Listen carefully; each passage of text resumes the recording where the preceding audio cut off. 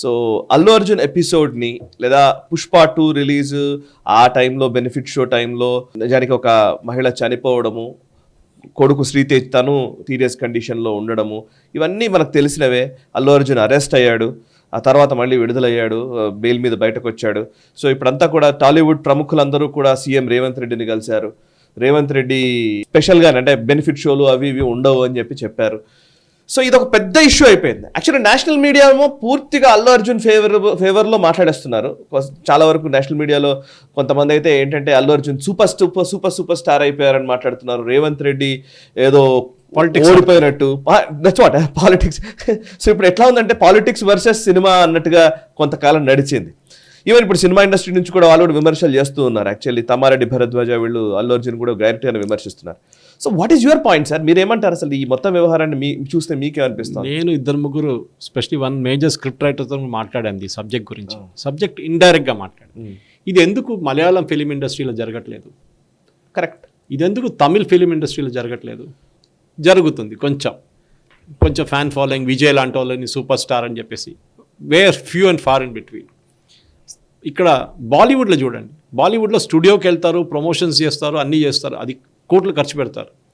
But ఇట్లాంటి షోలు, special షోలు, బెనిఫిట్ షోలు చేస్తారు వాళ్ళు కూడా. ఇది ఎందుకు సాయి గారు? ఆ రోజు సంధ్యా థియేటర్లో జరిగింది ఇన్సిడెంట్ ఎందుకు జరిగింది చాలా క్లియర్. అది ఫస్ట్ ఆఫ్ ఆల్ మీకు తెలుసు, యూఆర్ అన్ యాక్టర్. ఒక యాక్టర్ అక్కడ వచ్చినప్పుడు ఎంతమంది పోలీసు వాళ్ళు ఉన్నా కానీ, ఎంత బందోబస్తు ఉన్నా కానీ అక్కడ గొడవ నడుస్తుంది. అది కూడా మీరు కార్ నుంచి బయటకు వచ్చి దాని ఫ్లయింగ్ కిస్లు ఇవ్వడము, దీనికి మీ సినిమా థియేటర్ లోపల కూర్చోవడం, ఆ 3 గంటల సేపు బయట ఉన్న పోలీసు వాళ్ళకి టెన్షన్, అక్కడ లోపల ఏం కావబోతుంది అనేది. ఈ కేసులో చూడండి సాయి గారు, ఫస్ట్ ఆఫ్ ఆల్ ఈ టికెట్ ఇంక్రీజ్ చేయడం ఎందుకు? That my first question. అది రేవంత్ రెడ్డి గారు కరెక్ట్గా అడ్రస్ చేశారు. Even though he may be from Congress, అదంతా నాకు అనవసరం. ఇక్కడ what you said is very correct. Benefit shows ఎందుకు చేస్తారు వీళ్ళు? బెనిఫిట్ షోస్ ఒక పేరు కోసం, ఒక అనాథాశ్రమం వాళ్ళ కోసం చేస్తాము, లేకుంటే ఒక హ్యాండిక్యాప్ ఫిజికలీ ఛాలెంజ్ వాళ్ళ కోసం చేస్తాను అని చెప్పి ఏదో ఒక షో పెడతారు. వీళ్ళు ప్రమోషన్ కోసం చేస్తారు. షో ఇస్ ఫర్ నామకే వాస్తే.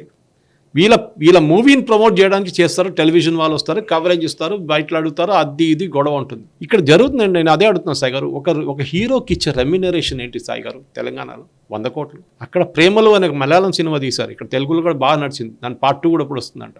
రాజమౌళి గారు దాని రైట్స్ తీసుకొని డబ్బింగ్ చేసి మళ్ళీ దానికి ఇంకా వ్యతిరేకంగా డిస్ట్రిబ్యూట్ చేసి ఆయన ఇంకా డబ్బులు సంపాదించాడు దాని మీద. దానికి ఖర్చు అయింది 3 కోట్లు సాయి గారు. ఎందుకు అది? వై ఇస్ ఇట్ దట్ కొన్ని ఇండస్ట్రీస్లో, కొన్ని లాంగ్వేజెస్లో సినిమా మమ్మూటి, మోహన్ లాల్ తీసుకోండి సాయి గారు, వాళ్ళకి ఎక్కడ 100 కోట్లు వస్తుందండి Sai. Malayalam cinema maximum earn చేసే 100 కోట్లు చాలా తక్కువ. స్టార్స్ కాదు వీళ్ళనేది, మేము స్టార్లము, మేము హీరో. బిజినెస్ ఎవరో మెన్షన్ చేశారు మొన్న, ప్రొడ్యూసర్ మెన్షన్, బిజినెస్ అయిపోయింది సార్ మాకు. బిజినెస్ ఫస్ట్ 3 వారాల మా సినిమాలు పోకపోతే సినిమా ఫ్లాప్.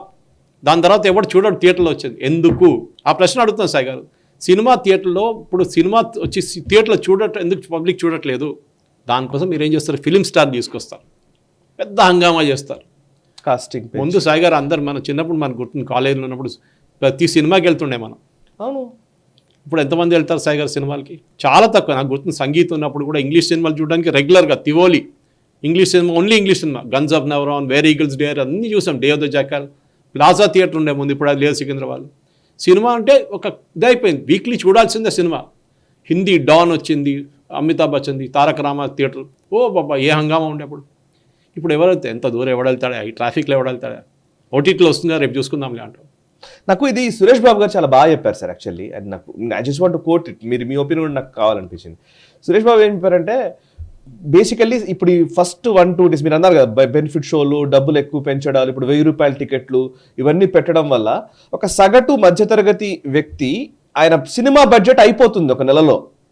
ఒక నెలలో ఒక 2-3 సినిమాలు చూడగలిగేవాడు ఒక సినిమా ఖర్చు పెట్టాడంటే, ఆ మిగతా డబ్బు ఖర్చు పెట్టలేని పరిస్థితుల్లోకి వెళ్ళిపోతే అది ఎంటైర్ ఇండస్ట్రీకే ప్రాబ్లం. అది మీరు అనుకుంటున్నట్టుగా ఒక సినిమా నడుస్తుంది కావచ్చు, కానీ మిగతా సినిమాలన్నింటికి చూడడు, ప్రేక్షకుడు రాడు.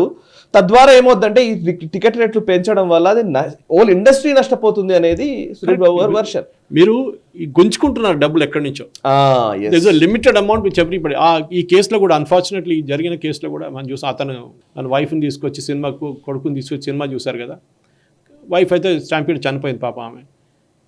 ఆయన ఒక మెకానిక్. నేను పేపర్లు చదివిన న్యూస్ చెప్తున్నాను, I'm not sure with the correct thing. 9,000 రూపాయలు జీతం అంట ఆయనకు, నెలకు వచ్చే అమౌంట్. ఈ స్పెషల్ షోకి 2,000 రూపాయలు టికెట్ కొన్నాడు. ఆయనది ఆలోచించండి సాయి గారు, ఎందుకు ఇంత హంగామా? అందరు తప్పడుతున్నారు దీంట్లో. ఆ సినిమా చూడకపోతే ఏమైనా అవుతుందా సాయి గారు? ఫస్ట్ షో చూడకపోయింది. ముందుండే జమాన్లో ఫస్ట్ డే ఫస్ట్ షో చూసాను నేను అని చెప్పి, అప్పుడు ట్విట్టర్ లేకుండే, ఫేస్బుక్ లేకుండే, కానీ 10 మంది చెప్పుకుంటారు. ఇప్పుడు ఏమైపోయిందంటే ఈ కమర్షియల్ అయిపోయింది సాయి గారు. మొత్తం the entire thing has turn commercial.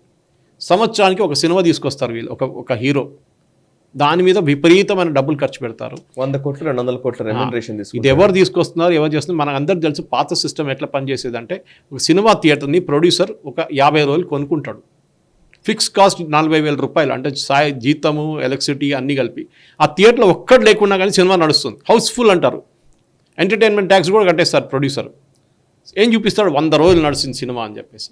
Black money వైట్లో కన్వర్ట్ అయిపోతుంది. So this is what is happening. ఆ బ్లాక్ మనీ ఏంటి? ఆ మొత్తం థియేటర్లో ఎవరు లేను కానీ ప్రొడ్యూసర్ దగ్గర ఉన్న మన డబ్బులు పెట్టి దాన్ని వైట్గా కన్వర్ట్ చేసుకుంటారు, దాన్ని profit మోటివ్లో.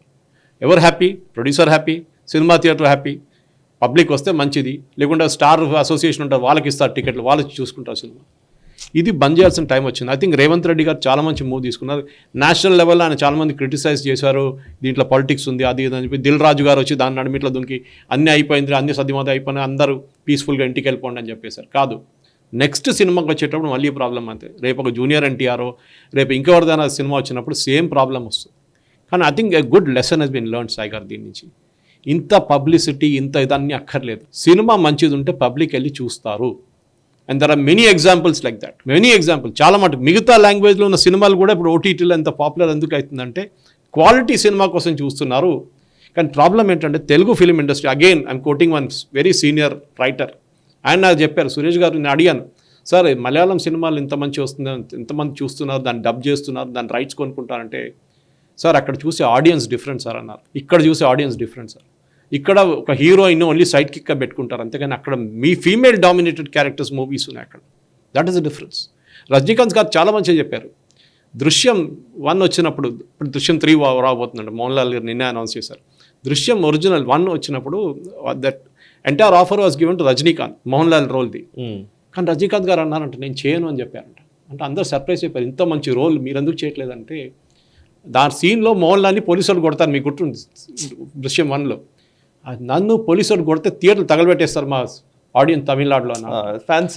That is the logic. He has understood that logic of the audience అన్నమాట. ఆ ఎమోషనల్ థింగ్ ఇంకో ప్లేస్లో లేదు.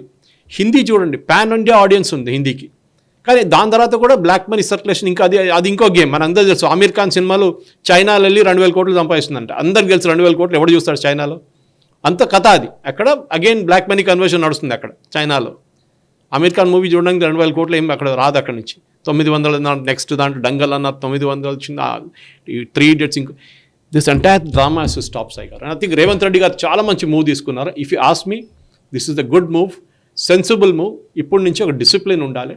మీరు సినిమా యాక్ట్రెస్ అయితే, మీరు యాక్టర్ అయితే మీరు ఇంట్లో కూర్చోండి, ప్రమోషన్స్కి థియేటర్కి వెళ్ళండి, స్టూడియోస్కి వెళ్ళండి, ప్రమోట్ చేయండి, ఇంటికి వెళ్ళిపోండి. పబ్లిక్లో వచ్చి గొడవ చేస్తే దిస్ విల్ హ్యాపెన్. స్టాంపీడ్ అనేది చాలా కామన్.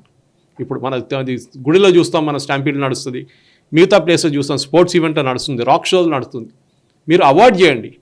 అవాయిడబుల్ అంటే ఇంకోటి, అన్అవాయిడబుల్ ఉండే different matter, but this was totally avoidable. ఆ రోజు సంధ్యా థియేటర్లు జరిగిన దానికి డెఫినెట్గా they have this a good lesson Telugu film industry has learned Sai గారు. ఇప్పుడు మీరు అన్నది కరెక్టే. యాక్చువల్లీ మలయాళం సినిమా ఇండస్ట్రీ వేరు, తెలుగు ఇండస్ట్రీ వేరు.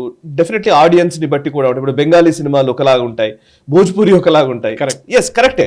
ఇప్పుడు ఏమైపోయిందంటే ఈ రోజు లెక్క ఏంటంటే తెలుగు ఇండస్ట్రీలో, తెలుగు సినిమా ఇండస్ట్రీ RRR కావచ్చు, అంతకుముందు బాహుబలి కావచ్చు, ఇట్లాంటి సినిమాలు వచ్చిన తర్వాత ఒక దేశవ్యాప్తమైన పాన్ ఇండియా మూవీ అనే ఒక మూడ్లోకి వెళ్ళిపోయింది. ఇంటర్నేషనల్ ఆడియన్స్ కూడా అట్రాక్ట్ అవుతున్నారనే ఒక దాంట్లో జపనీస్ పీపుల్ కూడా చాలా మంది ఫాలో అవుతున్నారట, ప్రభాస్ని వీళ్ళని అని చెప్పి.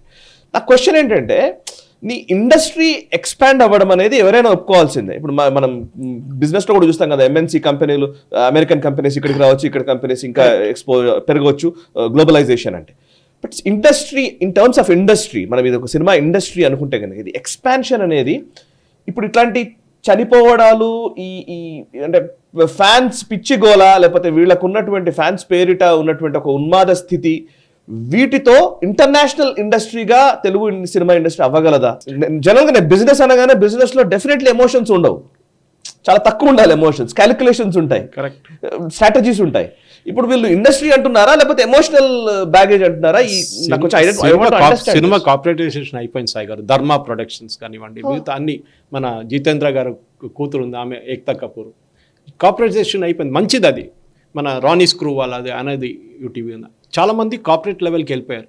కానీ ఇక్కడ జరిగింది అది కాదు సాయి గారు. బిజినెస్ అనేది పక్కన పెడదాం మనం. ఈ 3 వారాల్లో 2 వారాల్లో సంపాదించుకోవడం దానికోసం చేస్తున్న గొడవ ఎందుకని అడుగుతున్నాను నేను. అంతే. ఇప్పుడు ఈవెన్ ప్రేక్షకులు కూడా అనుకోవాలి, ఇట్ ఈస్ ఎ బిజినెస్ లాగానే దాన్ని చూడాలి. సినిమా ఫస్ట్ డే చూస్తే, సినిమా 12వ రోజు చూస్తే అదే సినిమా కదా. అంతే. ఏం తగ్గవు కదా సినిమాలో. ఇంపాక్ట్ ఏంటి? నేను 10 మందికి వెళ్ళి చెప్పి సెల్ఫీలు తీసుకోవాలి, నేను ఫస్ట్ డే వెళ్ళాను చూడరా సినిమా థియేటర్ అని చెప్పేసి. ఇది బయటకు వచ్చి బయటలు ఇవ్వాలి. అక్కడ ఏదో యూట్యూబ్ ఛానల్ చాలామంది ఉంటారు. సాయి గారు, మెచ్యూరిటీ హ్యాస్ టు కమ్.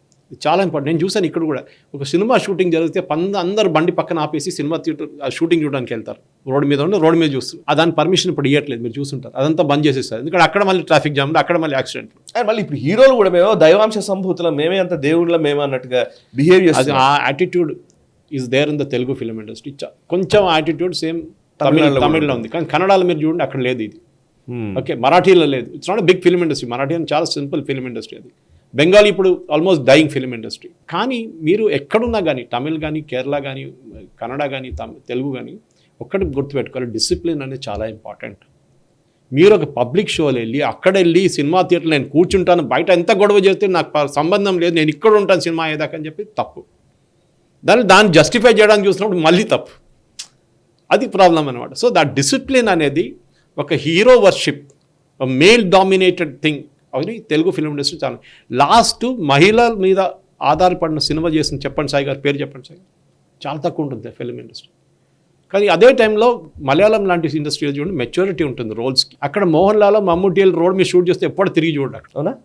చాలా మంది 10% of what you'll see here. అందరు పని సార్ ఎవరికి ఉంది, ఈ బండి ఆపేసి గంట సేపు సినిమా షూటింగ్ చూడడానికి పని లేదన్నమాట వాడికి. పన్నున్నో నిలబడతాడు అక్కడ. ఇది ప్రాబ్లం. This hero worship. ఇక్కడ ఒక ఇమేజ్ కల్టివేట్ చేస్తున్నారు వీళ్ళు. లార్జర్ దెన్ లైఫ్ అంట మన ఇంగ్లీష్లో. That is what is happening in Telugu film. నాకు అన్ఫార్చునేట్ హీరోలు ఆలోచన యాక్చువల్లీ హీరోలు ఇప్పుడు ఈ మధ్యకాలంలో మాట్లాడుతున్న వాళ్ళు ఏం చేస్తారంటే, ఫ్యాన్స్ ఇవి మాట్లాడినప్పుడేమో మేమేమో పెద్ద హీరోలము దేవుళ్ళము అన్నట్టుగా బిహేవ్ చేస్తారు. ఇంకొక వైపు గవర్నమెంట్ లేకపోతే ఈ ట్యాక్స్లు ఇవి వచ్చినప్పుడేమో లేదండి ఇది ఫిల్మ్ ఇండస్ట్రీ అండి, ఇండస్ట్రీ లాగా చూడాలంటారు. నువ్వు ఇండస్ట్రీ అనుకుంటున్నావా లేకపోతే ప్యూర్ ఎమోషనల్ సినిమా లాగా నువ్వు మాట్లాడాలనుకుంటున్నావా? రెండింటికి మధ్య తేడా తెలుసుకోవాలి. సాయి గారు, ఫస్ట్ రెమ్యునరేషన్ తగ్గిస్తే, ఈ 100 కోట్ల బిజినెస్ బంద్ చేసి 10 కోట్లు మీరు తీసుకుంటే సినిమా మీద అంత ప్రెషర్ ఉండదు పర్ఫామ్ చేయడానికి. అంతే కదా. మీరు ఈవెన్ 30 కోట్లు సంపాదిస్తే ప్రాఫిట్ అది. అవును. కానీ ఇది ఏమైపోతుందంటే, మీరు 100 కోట్లు హీరోకి ఇచ్చిన తర్వాత మిగతా సినిమాకి అంతా కలిసి ఒక 300-400 కోట్లు పెట్టినప్పుడు ప్రొడ్యూసర్ మీద ప్రెషర్ ఉంటుంది. That he has to deliver minimum 1000 crores. దానికి ఇట్లాంటివి చేయాల్సి వస్తుంది. దానికి ఇట్లాంటి సర్కస్ అన్ని చేయాల్సి వస్తుంది. అది ప్రాబ్లం. పర్ఫెక్ట్. Right sir. ఈ వీడియో మీకు నచ్చినట్టయితే లైక్ చేయండి, 10 మందికి షేర్ చేయండి. అలాగే కామెంట్ల రూపంలో మీ అభిప్రాయాలను మాతో పంచుకోండి. Nationalist hub group of channels ను సబ్స్క్రైబ్ చేసుకుని తెలుగునాట జాతీయవాద జర్నలిజాన్ని ప్రోత్సహించండి. ఈ వీడియో కింద ఉన్న బెల్ ఐకాన్ పై క్లిక్ చేయడం మర్చిపోవద్దు.